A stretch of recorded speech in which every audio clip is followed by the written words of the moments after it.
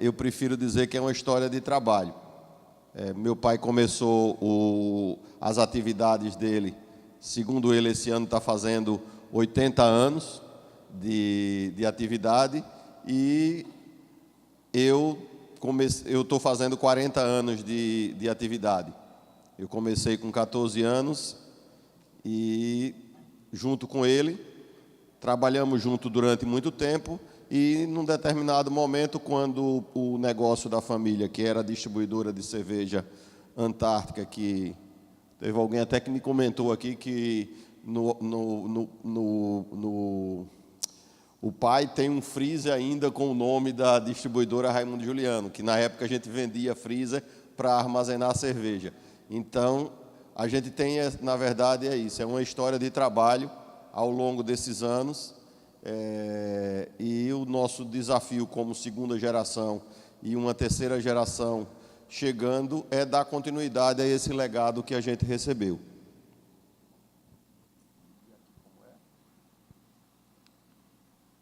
Aqui tem uma pequena história do que eu falei.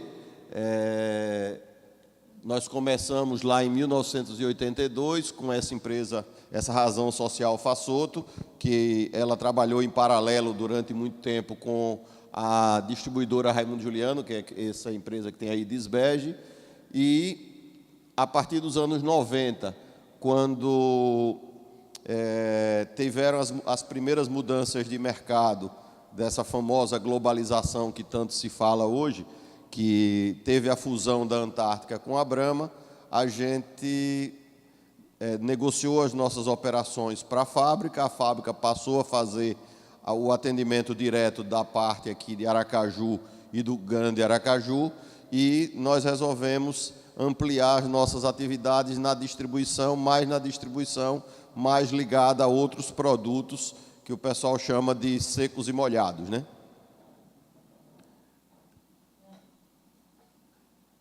A gente tem que ressaltar sempre esse nosso propósito, como falam muito hoje. Na época a gente não conhecia essa palavra propósito, então a gente sempre usou isso. Nós somos uma empresa comprometida com o desenvolvimento do pequeno e médio varejo em Sergipe. A gente tem um lema, que não é meu, é herança, esse lema que está aqui no Grupo Fassoto, de negociar e fazer amigos. Isso é um lema que eu aprendi desde pequeno. Em várias ocasiões na minha vida, meu pai dizia o seguinte: se for para fazer negócio e perder a amizade, a gente não faz negócio. Eu presenciei isso várias e várias oportunidades, onde ele dizia isso: se for para fazer o negócio e perder o amigo, eu prefiro não fazer o negócio. E a gente incorporou isso como um propósito para a gente. Nós queremos ter um compromisso com o desenvolvimento do pequeno e médio varejo de Sergipe, porque aqui é a nossa terra, é aqui onde a gente resolveu se estabelecer, e a gente acha que, se a gente tiver uma proposta interessante, uma qualidade de serviço, a diferença vai fazer nesse compromisso que a gente tem com os nossos clientes. Em linhas gerais, a gente tem a missão, que é o nosso negócio, é comercializar e distribuir produtos e serviços. A gente pretende fazer isso com eficiência e satisfação para clientes, colaboradores, fornecedores, retorno de capital aos sócios com responsabilidade social. E nós temos esses 4 valores: negociar e fazer amigos, que, como eu já disse, é uma herança de meu pai; excelência e ética no relacionamento com fornecedores, clientes e colaboradores. Nós queremos ser uma empresa sempre ativa, ou seja, nós queremos que todos os nossos colaboradores pensem com cabeça de venda, e nós pretendemos sempre ser uma empresa que está evoluindo. Temos uma estrutura relativamente simples.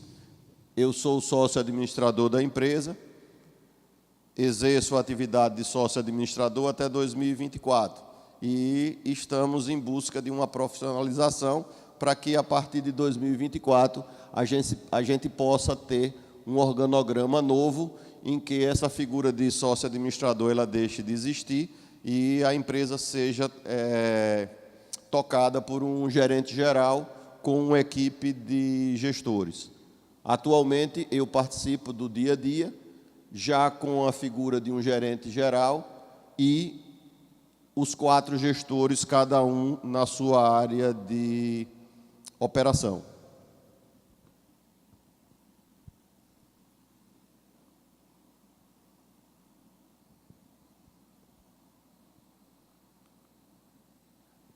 Aqui, na verdade, repete um pouco o que está ali.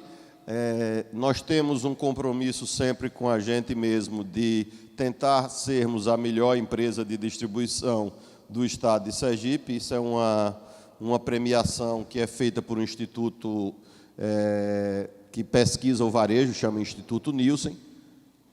Estamos correndo atrás, porque a última vez que a gente ganhou foi em 2014, então a gente tem isso como objetivo de retomar essa condição de melhor distribuidor estadual. Atualmente, a associação ela contrata 2 pesquisas, ela contrata a Nielsen, a pesquisa, como o melhor distribuidor, que aí não importa se esse distribuidor é do Estado ou é de fora do Estado, ou seja, o varejista ele elege os 3 melhores, e isso vai para uma pontuação, e o Instituto Nielsen diz quem foi o melhor. A gente, lamentavelmente, nesses últimos 5 anos, a gente vem perdendo para outros concorrentes, e estamos lutando para recuperar essa premiação. Mas a gente insiste em manter essa premiação aí, porque está dentro do nosso objetivo de retomar esse destaque como o melhor distribuidor estadual. A gente tem uma responsabilidade social, na realidade, esses slides eles só estão complementando o que a gente falou anteriormente. Nós temos um conjunto de ações de responsabilidade social, pensando num trabalho de fortalecimento do pequeno varejo. A gente sempre teve uma participação muito forte nesse evento chamado Supervendas, que foi um evento que nós criamos, que uniu o setor atacadista com o setor supermercadista, realmente formando uma cadeia de valor.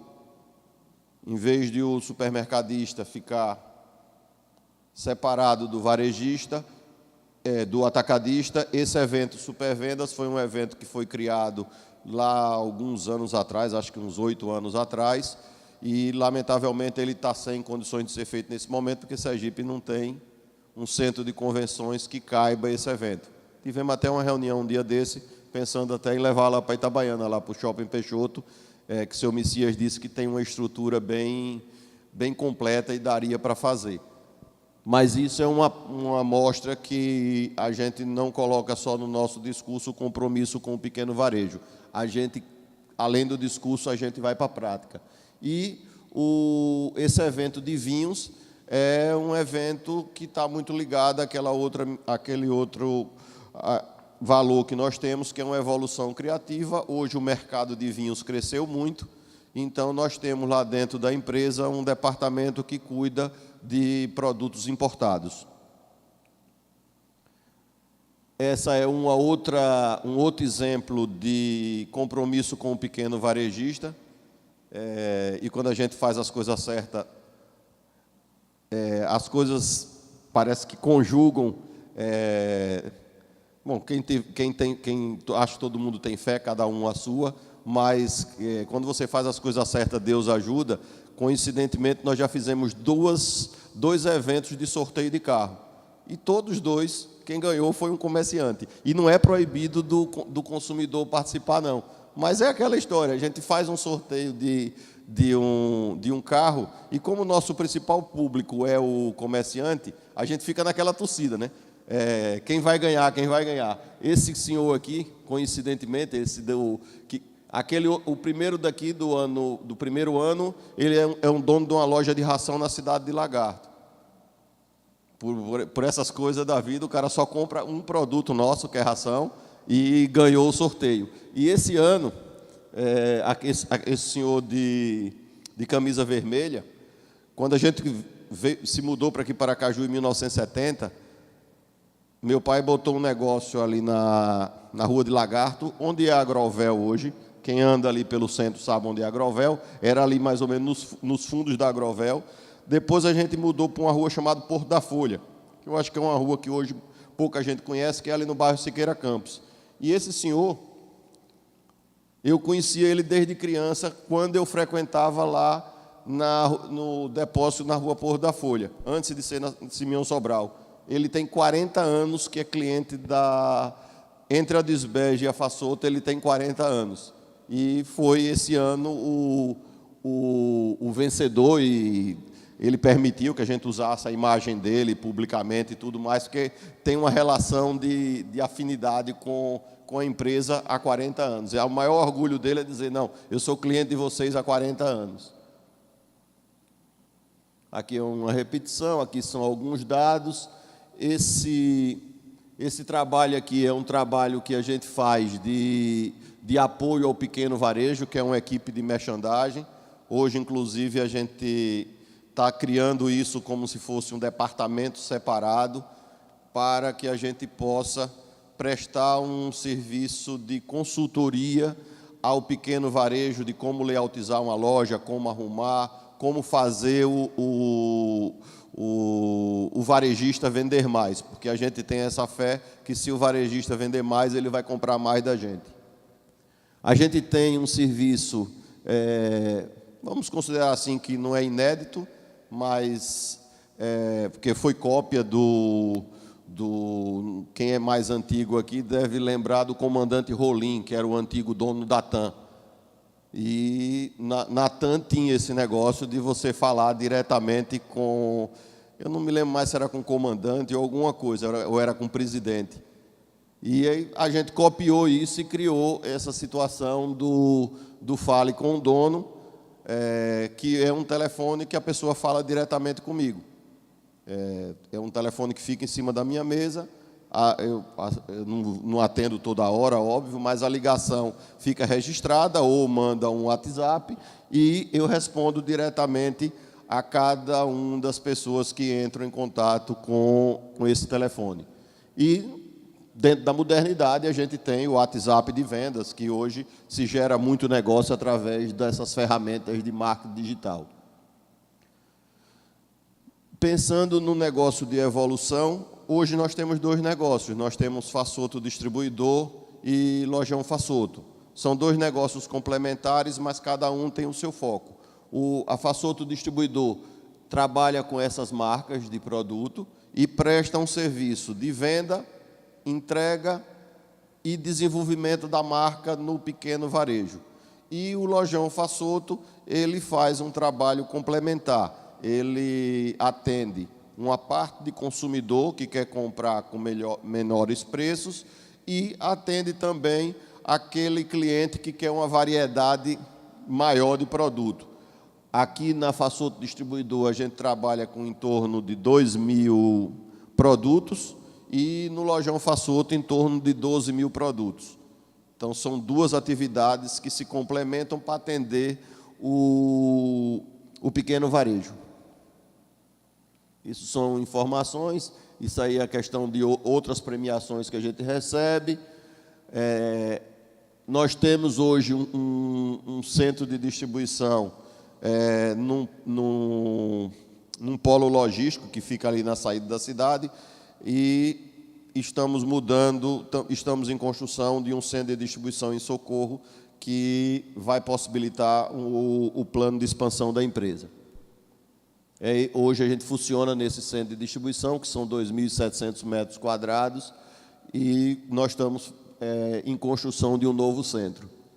Lojão Façoto, como eu já coloquei, é uma extensão da Façoto Distribuidor. A gente completa o nosso mix de produto, ou seja, se algum cliente disser assim, eu quero comprar só de você, a gente tem mix para atender hoje o cliente que quer comprar só da gente. O Lojão Façoto, a gente tomou uma decisão, baseado lá naquele compromisso nosso, de atender melhor aos clientes e ter um compromisso com o pequeno varejo. Nós tomamos uma decisão de levar o Lojão Façoto aonde a gente achava que não tinha, o pequeno varejo ele não tinha uma oportunidade de uma empresa especializada para atender o segmento. Então, nós decidimos, lá em 2013, nós abrimos a primeira experiência de loja de atacarejo na cidade de Estância. Depois da cidade de Estância, nós fomos para Lagarto, Tobias Barreto, e agora, provavelmente, no segundo semestre, até o final do ano, a gente começa a operar em Socorro. Então, é uma forma que nós identificamos para que estejamos mais próximos do pequeno varejo de cada uma dessas regiões. Essa demonstração aqui mostra onde estão localizadas as lojas. Essas são imagens das lojas, a de Aracaju, a de Estância, a de Lagarto e a de Tobias Barreto. Isso é o que eu já falei, que é o centro de distribuição que a gente está em construção lá em Nossa Senhora da Glória. Aqui é uma imagem do lojão, aqui são informações comerciais. A gente tem também nesse compromisso do pequeno comerciante uma condição chamada cliente VIP. Cliente VIP é um programa de fidelidade em que o cliente que ainda não é um comerciante formalizado, ele ainda não é, na essência da lei, um comerciante, a gente transforma ele em cliente VIP. Ele simplesmente tem um compromisso de ficar fazendo com a gente uma compra mensal e, a partir desse compromisso, ele passa a receber o benefício do comerciante. Isso atende tanto o pequeno empreendedor, a gente conhece pessoas que compram farinha de trigo para fazer um complemento de renda no final de semana, fazendo coxinha, fazendo isso, fazendo aquilo. Essa pessoa, na maioria das vezes, não tem uma formalização para ser classificado como comerciante, mas ele é um empreendedor. Então, a gente criou esse programa de fidelidade chamado Cliente VIP. Isso também atende aquela pessoa que quer buscar mais economia e fazer uma compra de R$300. Esse cliente também é classificado como cliente VIP e ele tem o benefício de comprar com o preço reduzido. E nós temos também uma ferramenta de crédito, que não é nossa, nós somos o parceiro dessa empresa, onde a gente dá crédito para que esse pequeno empreendedor ele possa desenvolver o negócio dele. Chama cartão Compra Fácil. Isso aí é a parte de mídia social, que nós trabalhamos a parte de Instagram, Facebook e Twitter. E eu acredito que é isso. Assim, em linhas gerais, o que é que a gente procura fazer? A gente procura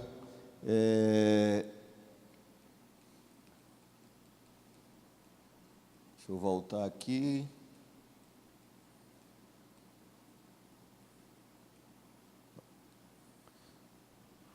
Ficou pequenininho, mas, na verdade, o nosso dia a dia é transformar isso que a gente escreveu lá em, acho que foi 2009, 2010, quando a gente fez o primeiro trabalho parecido com esse que vocês estão fazendo aqui, que é um trabalho que a Fundação Dom Cabral tem chamado PAEX.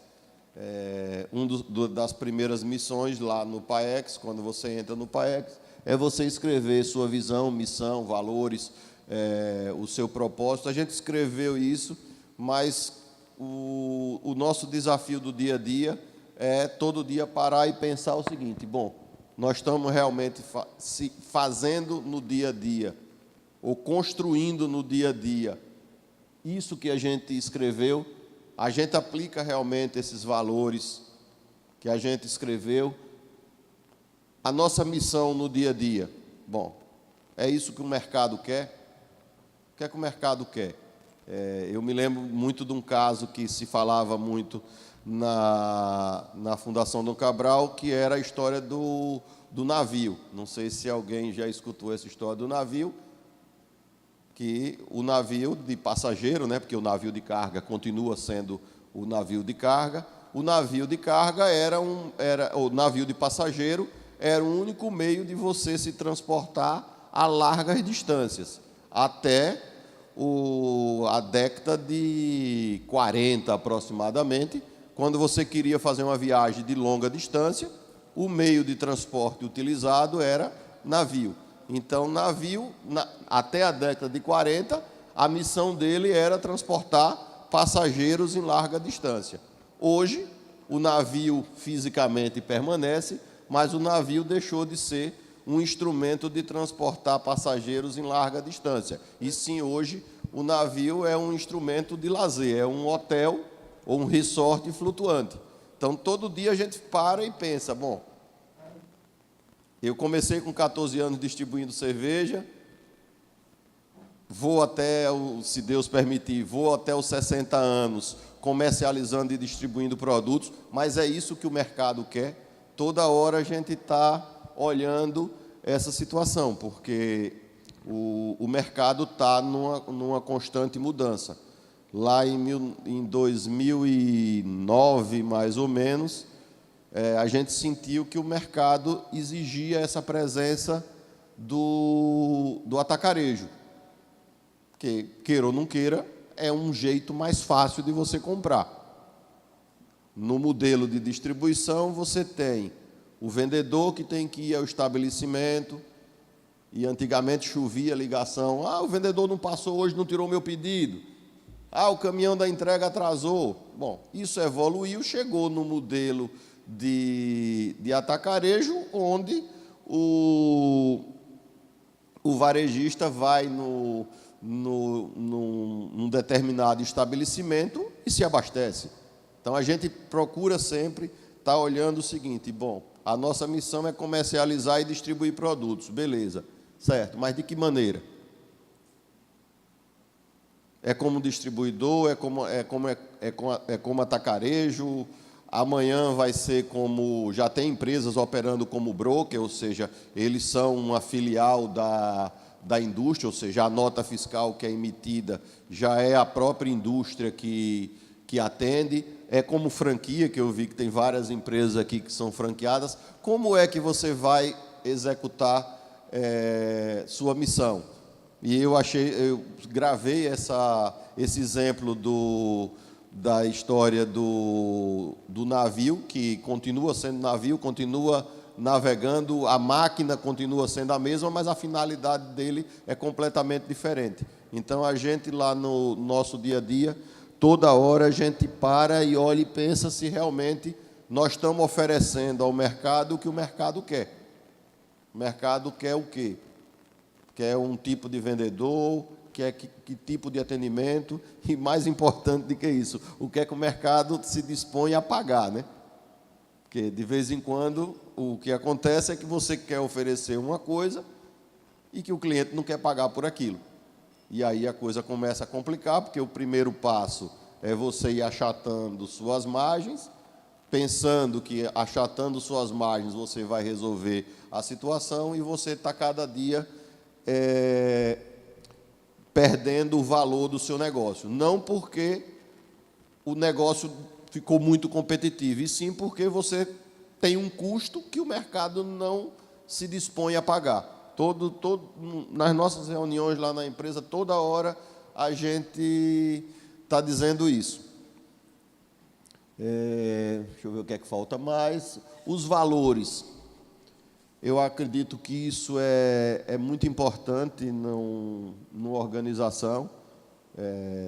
Eu falo por mim porque, como eu passei acho que mais da metade da minha vida trabalhando com o meu pai, eu escutei essa frase, negociar e fazer amigos, e muito mais do que eu escutei, eu vi ele utilizando isso para pautar todas as decisões que ele tinha que tomar. Então, a gente teve esse cuidado de trazer os valores para todo mundo que faz a empresa. Todo mundo que faz a empresa tem que ter esse pensamento, porque à medida que a empresa vai crescendo, você deixa de ser uma pessoa, uma figura, e a imagem da empresa passa a ser aquele conjunto de pessoas que compõem. Então, é muito importante, no dia a dia, primeiro, a liderança principal, que eu estou vendo que todo mundo aqui é a liderança principal da organização. Transmitir nas suas ações do dia a dia, ou sempre fazer aquela pergunta se realmente suas ações no dia a dia estão em consonância com os valores. Porque se você mesmo não transmitir, vai ser difícil de que a sua equipe transmita. Mas, além de você próprio transmitir, por uma questão de que as empresas vão se tornando menos pessoais, você tentar transmitir, fazer com que a sua equipe de colaboradores também transmitam em suas ações os seus valores ou os valores da organização. Quero.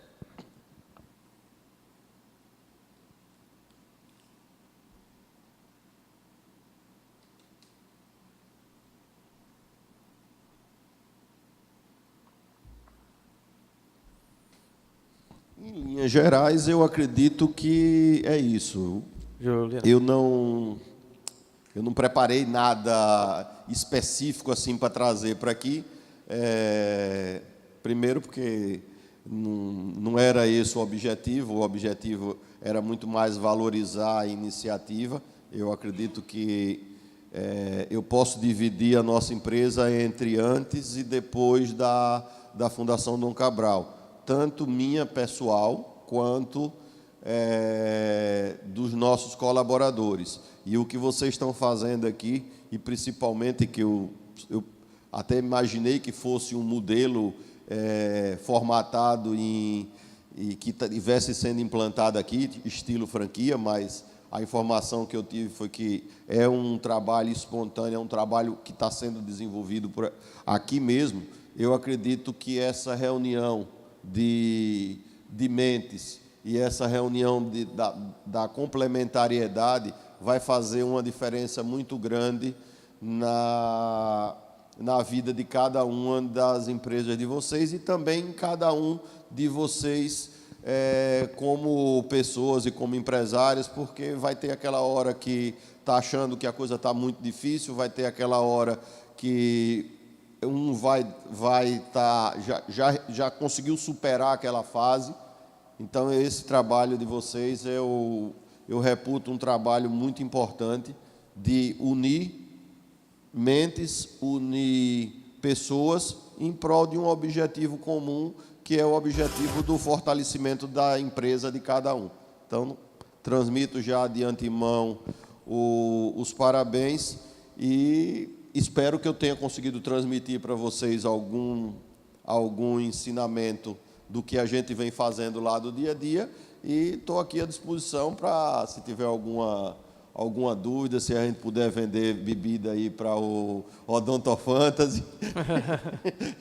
Ô, Juliano, mas estou às ordens. Nós que agradecemos a participação, foi muito bacana. Eu poderia abrir agora um espaço para perguntas. Eu tenho várias aqui, porque a gente quer aprender um pouco, né, com quem tem já mais experiência na área. Você estava falando um pouco da cultura organizacional. Só fazendo um parênteses, eu estou treinando porque em 2024 eu vou me aposentar e meu sonho é ser professor. Aí toda vez que me convidam para alguma coisa, eu digo, beleza, é um treinamento. Eu vou ver se eu chego lá. Tá muito bom, então, nota 10 até agora. E a gente estava falando de cultura organizacional, né? Nosso tema atual aqui do clube, a gente está passando por temas e a gente está na fase da cultura organizacional. E você começou dando algumas dicas aí já do que vocês fizeram lá no PAEX. O primeiro passo foi a visão, missão, valores, colocar isso no papel. E de lá até aqui, como é que vocês conseguiram implementar isso? Porque são muitos funcionários, Como é que vocês conseguiram implementar isso na cabeça de todos, no dia a dia do negócio? A primeira coisa que a gente faz é divulgar isso, né? Ou seja, esse material nosso, que a gente trouxe alguns exemplares, e esse que está aqui,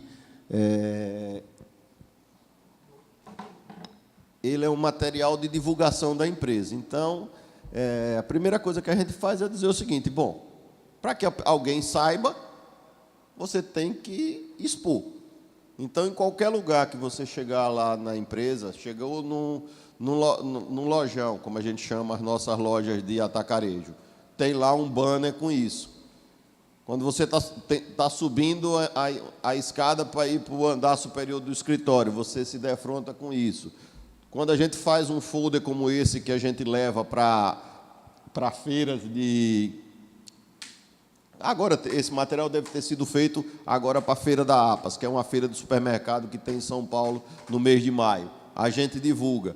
O funcionário da empresa, quando a gente tem lá um processo que chama reunião de integração, dependendo do turnover ou da admissão de novas pessoas, numa sexta-feira à tarde, a gente faz um bate-papo, mais ou menos um bate-papo informal como esse aqui, com as pessoas que estão chegando. E tem um testezinho que eu posso até lhe mandar, que diz o seguinte: bom, depois que a gente conversa esse lereado todo, papapá, dia de sexta-feira de tarde, a gente diz o seguinte: bom, agora vai ter um dever de casa, quem não souber responder o dever de casa está demitido antes de ser admitido. Aí bota lá umas perguntas, ou seja, na sua atividade do dia a dia, aí muitas vezes cada pessoa tem uma função.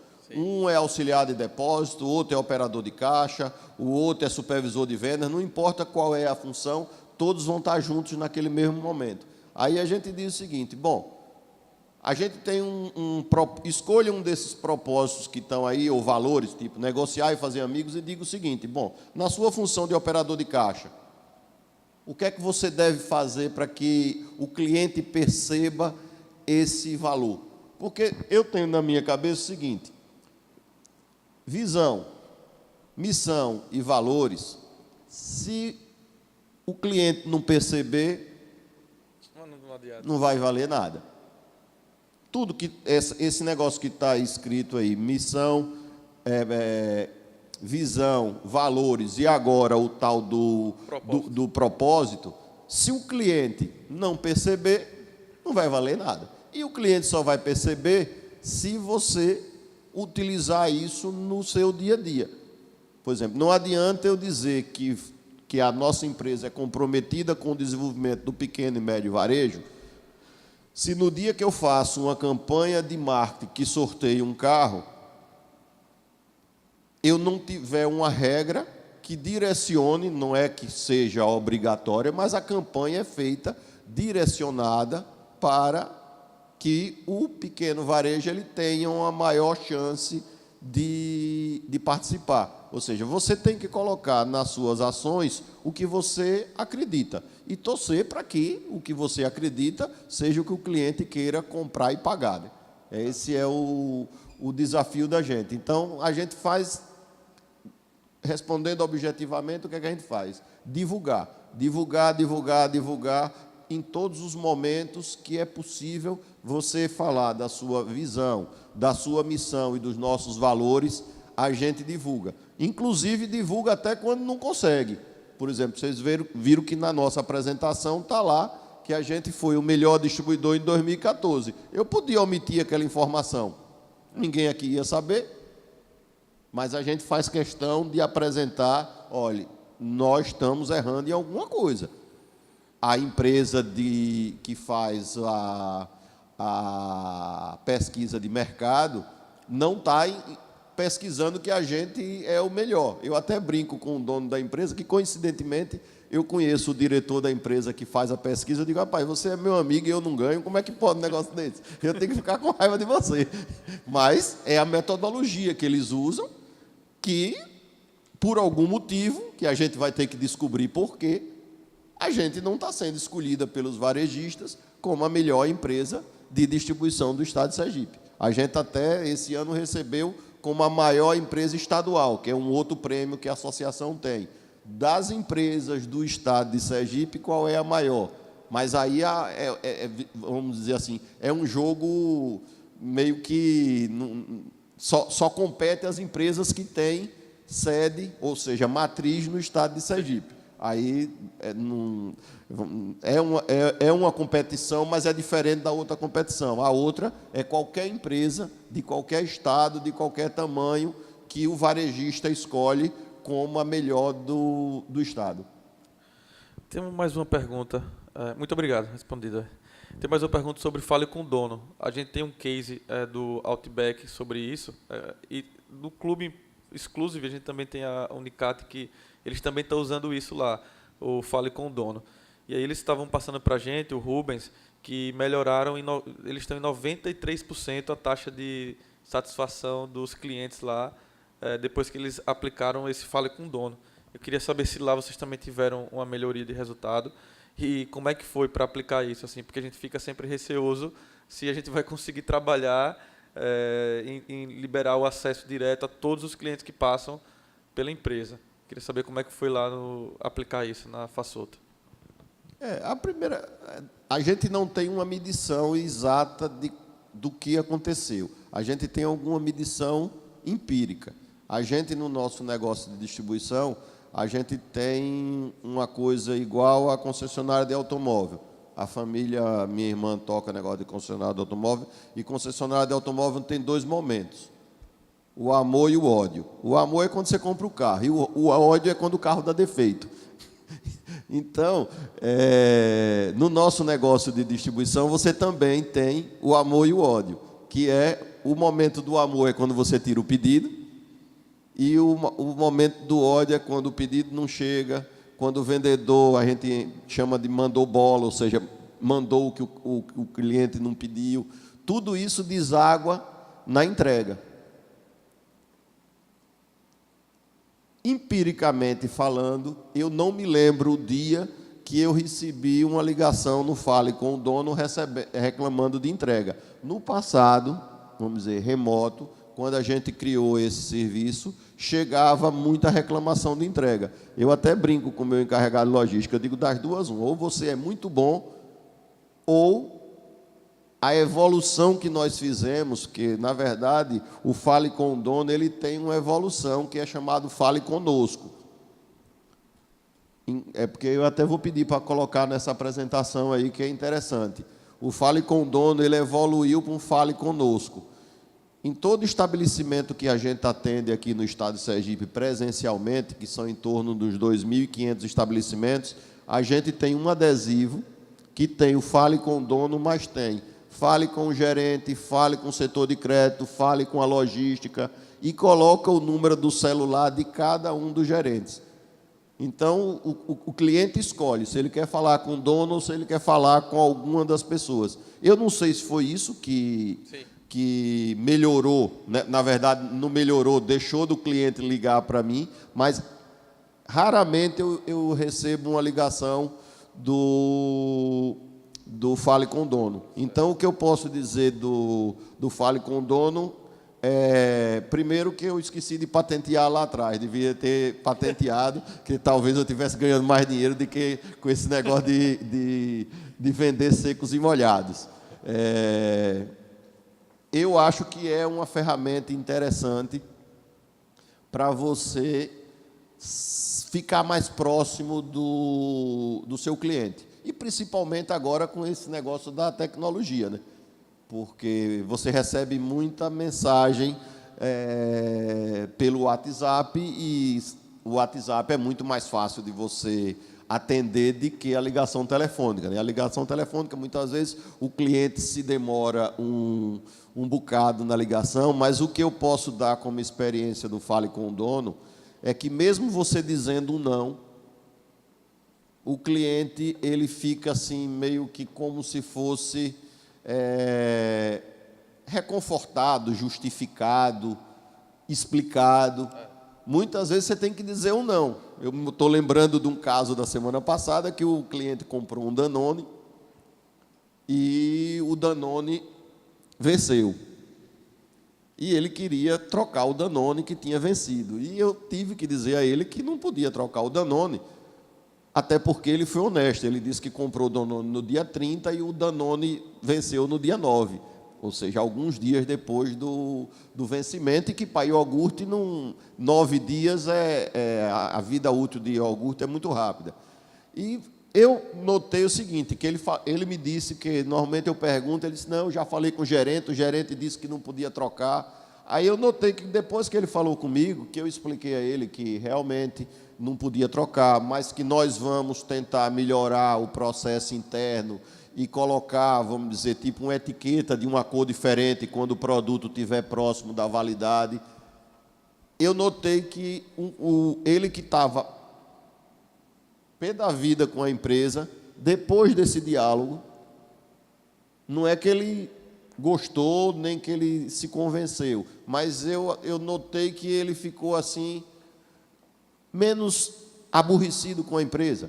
Talvez a gente não tenha perdido um cliente por causa de um Danone. E olhe que o gerente ainda ofereceu trocar o Danone dele para ver se resolvia o problema. Ele me disse que o gerente disse que queria trocar o Danone e ele estava insatisfeito, porque ele achava que tinha sido iludido por ter sido vendido o produto próximo da validade. Aí, quando eu expliquei a ele que a gente ia tentar melhorar o processo interno, para quando um produto estiver próximo da validade, a gente identificar para que o consumidor... Eu notei que ele ficou mais satisfeito. Eu vou até qualquer hora dessa verificar se realmente os meus argumentos foram suficientes e a gente não perdeu um cliente por causa de um Danone. Sim, bacana. Tenho só mais 2 perguntas aqui. Com relação à expansão, de 2013 para cá, Lagarto, Estância, Socorro, como é que vocês avaliaram assim, a expansão tão rápida? Vocês fizeram algum estudo para sair fazendo a expansão, ou foi no tato mesmo, no feeling? Tem uma história que eu conto lá em casa, né? Para convencer minha esposa, que eu disse a ela que, como eu vou me aposentar em 2024, eu tinha que fazer tudo logo, né? Que é para não deixar dívida para quem vai assumir.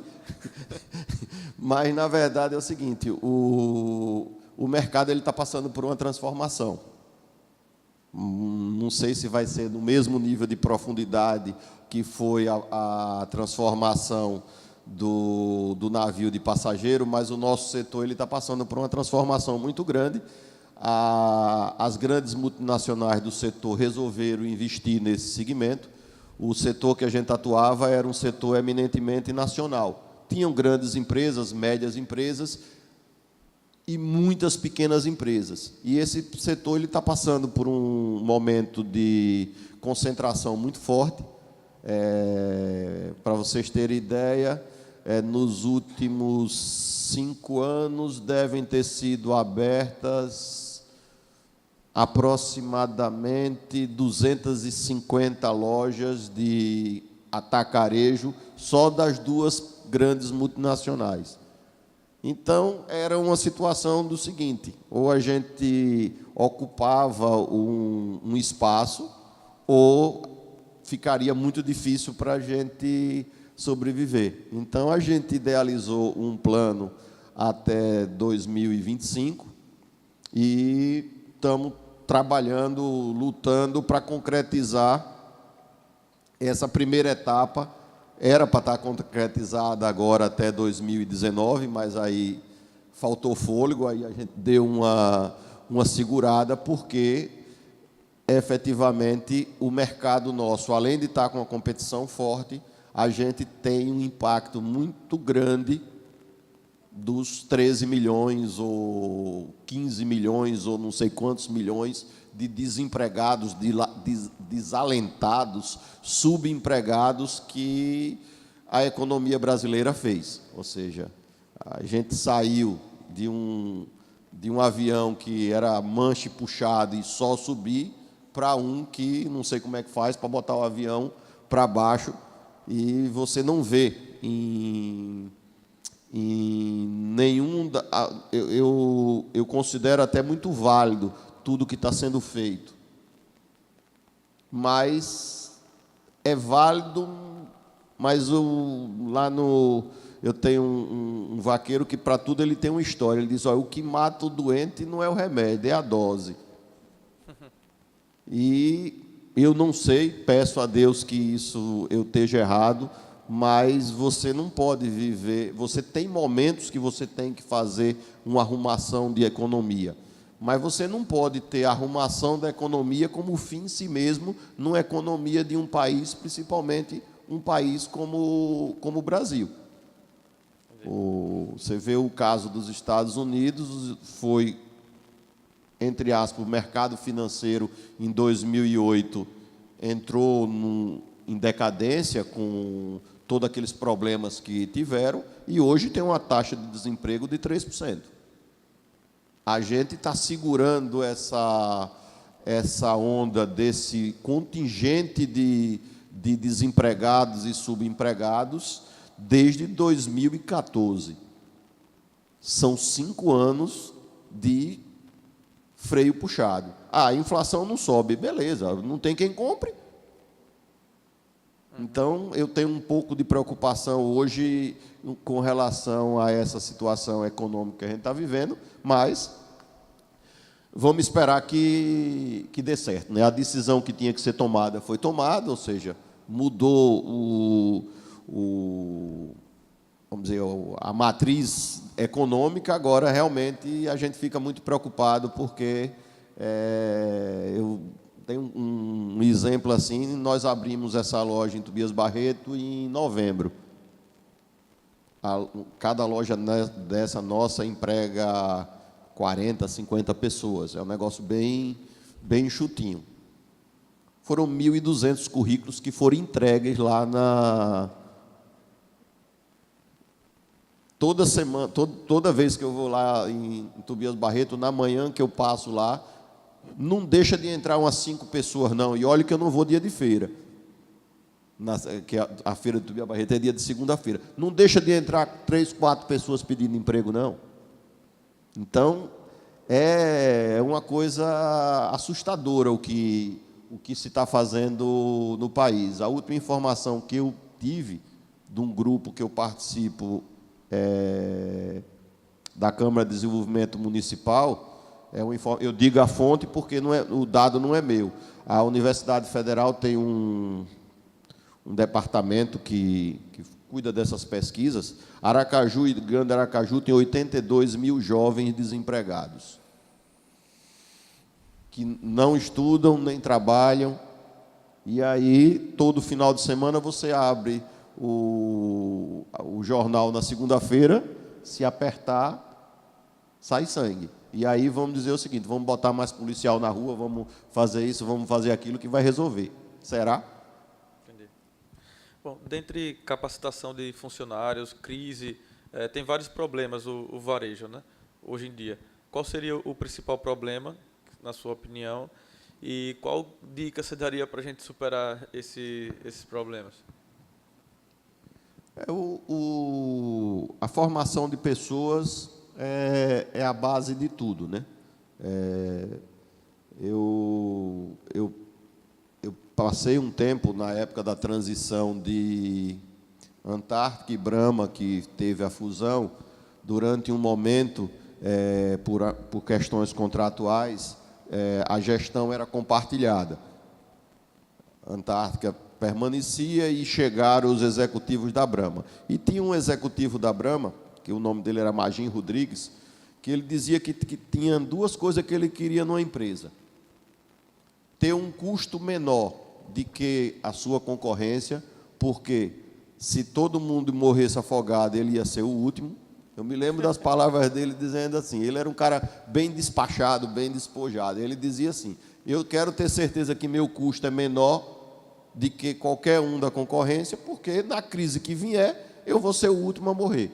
E eu quero ter uma certeza que o meu pessoal é mais dono da empresa do que qualquer outra organização. Então, ele falava sempre nessas 2 coisas: formação de pessoas no espírito de dono e aliado ao menor custo possível.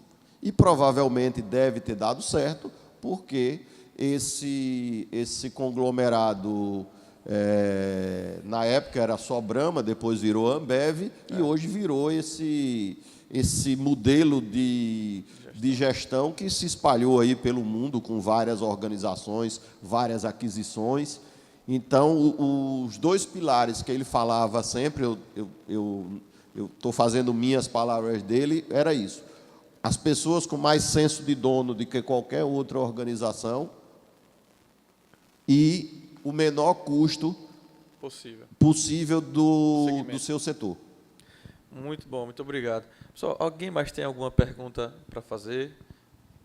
Se tiver, pode ficar à vontade.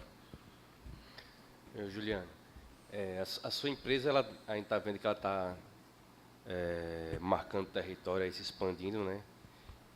Está abrindo os interiores para dificultar, logicamente, talvez a entrada de outras empresas, mas ela carrega no nome e o sobrenome de vocês, né? Eu queria saber o seguinte: com certeza, provavelmente, vocês já devem ter tido ofertas, talvez sim, talvez não, de outras empresas, talvez multinacionais também, para fazer aquisição, vamos supor. E como é que você encara isso? Porque tem um laço familiar, né? Veio do seu pai, uma empresa de 80 anos, e como é que você vê isso? Ela tem um valor de venda, não tem, ou isso é uma empresa familiar que quer levar isso adiante? Como é que você trata isso aí? O projeto nosso é ter uma empresa profissionalizada.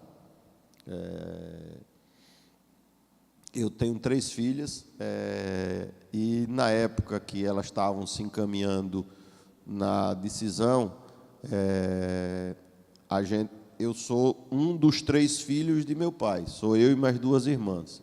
E eu tenho 3 filhas. E, na época, eu preferi que cada uma das filhas pudesse escolher seu próprio destino. Hoje tem uma que é odontóloga, que já voltou, inclusive, aqui para Caju. A gente tem um objetivo até 2024 delineado com ampliação e tudo. A maior dificuldade é colocar esse negócio em pé nessas circunstâncias econômicas que a gente está vivendo. Hoje, nosso maior desafio é isso. Como é que você coloca esse projeto de expansão que foi idealizado e a gente acha que tem uma certa consistência dentro do cenário econômico que o Brasil está vivendo e muito principalmente no cenário econômico que Sergipe está vivendo, né? Porque a gente gosta daqui, a gente nasceu aqui, eu acredito que todos aqui nasceram e se criaram aqui, mas a gente sente que, como dizia um sergipano bem antigo, o senhor Oviedo Teixeira, o movimento está parado. Você não vê...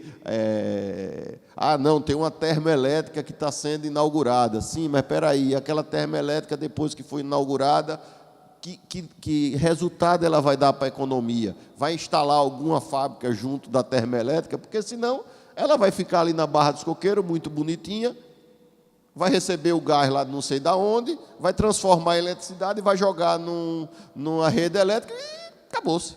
O máximo que pode ter é uma receitazinha de royalties do governo, que vai gastar tudo com salário de funcionalismo e tudo mais. Práticas. Uma a gente já implantou há algum tempo, que é a participação nos lucros e resultados. Todas as pessoas na empresa formam times e esse time ele tem uma premiação baseado no seu resultado, independente do resultado da empresa. Então, por exemplo, a loja de Lagarto teve direito, ano passado, a prêmio e festa lá na cidade, porque eles bateram o objetivo deles e tiveram o tal do REC-REC, o reconhecimento de fazer a festa e o retorno financeiro. Então, esse é a primeira coisa que nós fizemos, porque não dá para você só falar em filosofia, tem que ter realmente o tal do REC-REC. E agora nós estamos tentando evoluir para que isso seja trimestral.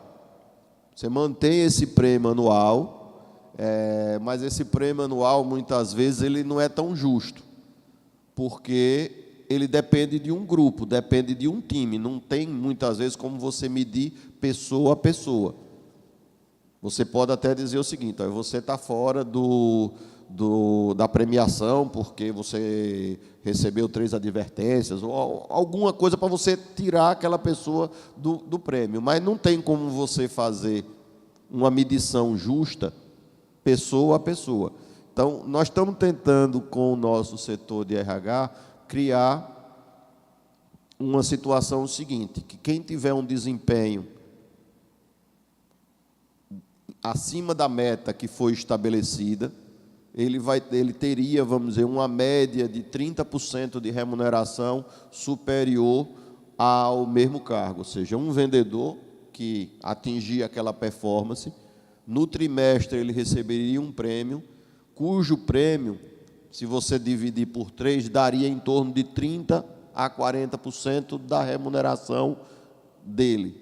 Isso está um processo não muito fácil, porque uma coisa é você dizer o seguinte: a meta da loja de lagarta é essa, essa e essa, e outra coisa é você começar a traçar objetivos justos, mensuráveis, e que o cara acredite naquele resultado trimestralmente. Mas eu acho que é o caminho, porque o ano, eu acho tanto muito longo, como vamos dizer, naquela cesta, ganha quem fez o esforço e quem ficou só esperando que o mar pegue fogo para comer peixe assado. A premiação trimestral, eu acho uma coisa mais justa, porque a periodicidade é menor e você consegue reconhecer e remunerar o esforço individual de cada um.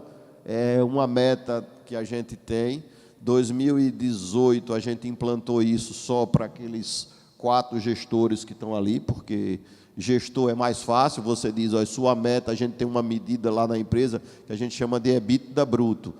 É a diferença entre o que vende menos o que paga de imposto sobre venda, menos o gasto direto daquele setor que está sob responsabilidade dele. Então, não entra aquelas outras contas contábeis que o gerente não toma conta. Depreciação, juro de financiamento. Não, é só a despesa que ele toma conta mesmo.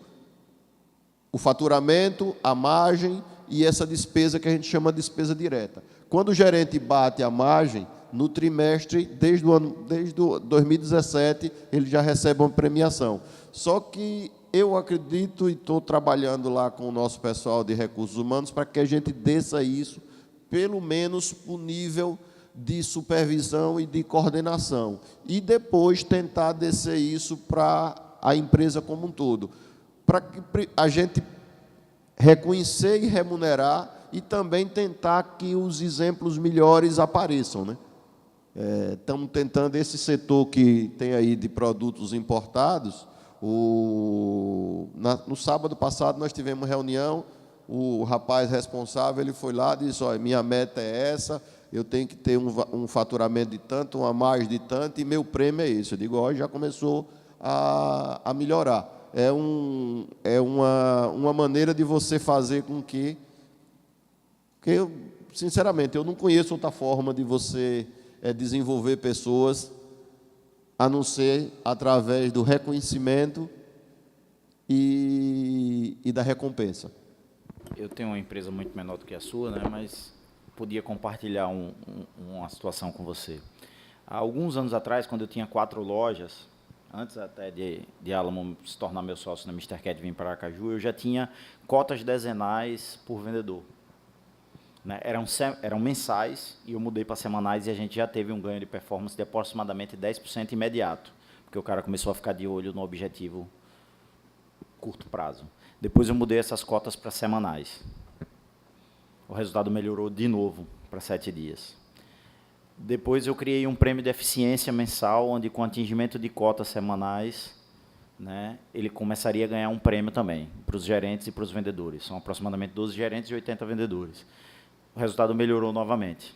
Então, assim, o que eu percebo é que, normalmente, como você falou do trimestral, essas pessoas, não os gestores, mas o pessoal da ponta, da base da pirâmide, tem uma visão de curtíssimo prazo. E a motivação deles, independente de todas as pesquisas que dizem que o dinheiro é motivador em terceiro, quarto ou quinto lugar, para essas pessoas faz uma diferença imediata. E teve mais um detalhe. Quando eu passei a pagar o prêmio de 15 em 15 dias, melhorou mais um pouco. Porque o cara começou a correr para pagar a conta do meio do mês, porque ele tinha que bater a meta do meio do mês para receber o dinheiro para pagar a conta de luz e a conta de água dele. Só. Eu acho que essa troca de experiências realmente é o grande diferencial desse grupo aqui, porque ó, eu já vou levar o seu exemplo para a funcionária nossa de RH. Ela botando a maior dificuldade de fazer prêmio trimestral e você dizendo que você faz de 7 em 7. Então, é aquela história, né? Só é impossível até alguém ir lá e fazer. Mas, na essência...